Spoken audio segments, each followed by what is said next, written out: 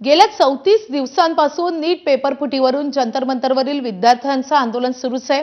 केंद्रीय शिक्षण मंत्री धर्मेंद्र प्रधान यांच्या राजीनाम्याच्या मागणीसाठी विद्यार्थी आंदोलन करतात आणि या विद्यार्थ्यांची अजून तरी सरकारसोबत चर्चा झालेली नाही।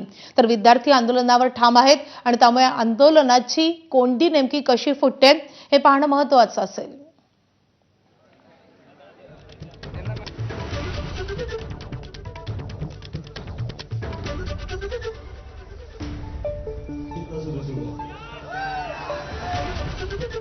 तर ज्या प्रकारे या आंदोलनाला देशभरातून उत्स्फूर्तपणे प्रतिसाद मिळतोय, तेवढेच विद्यार्थ्यांच्या मदतीला धावून जाणारे लोकही वाढतायत।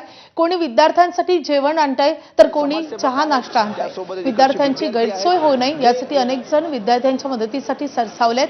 आढावा घेतलेला आहे आमच्या प्रतिनिधींनी, आपण पाहूया।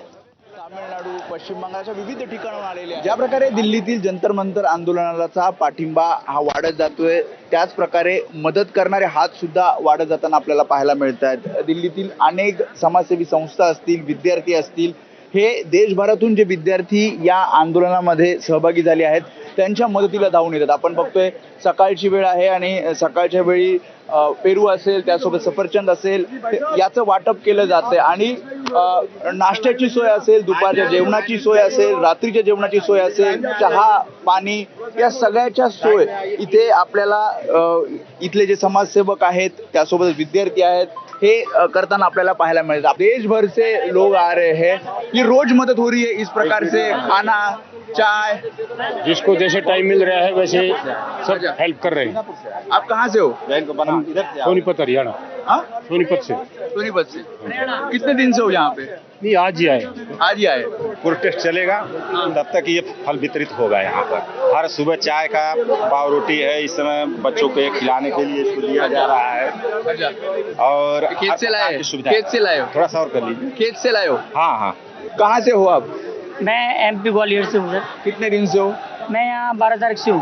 बाप रे, 12 तारीख। Yes sir. 10 दिन हो गए। कितने दिन रहने वाले हो?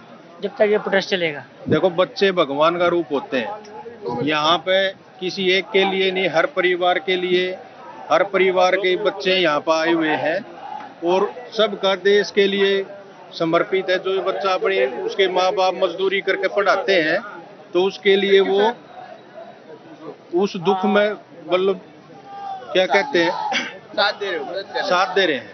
फक्त एकाच ठिकाणी नाही तर विविध ठिकाणी अशा प्रकारे विद्यार्थ्यांना मदत केली जाते आणि पूर्णपणे हा पाठिंबा वाढवण्याच्या दृष्टिकोनातनं इथे समाजसेवी संस्था सुद्धा आणि या ठिकाणचे विद्यार्थी सुद्धा मदत करतात।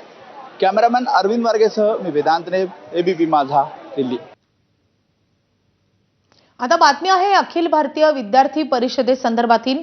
विद्यार्थ्यांचे प्रश्न संस्थात्मक सुधारणांद्वारे सोडवले जावेत। स्पर्धा परीक्षांमध्ये संस्थात्मक सुधारणा करण्यासाठी सरकारनं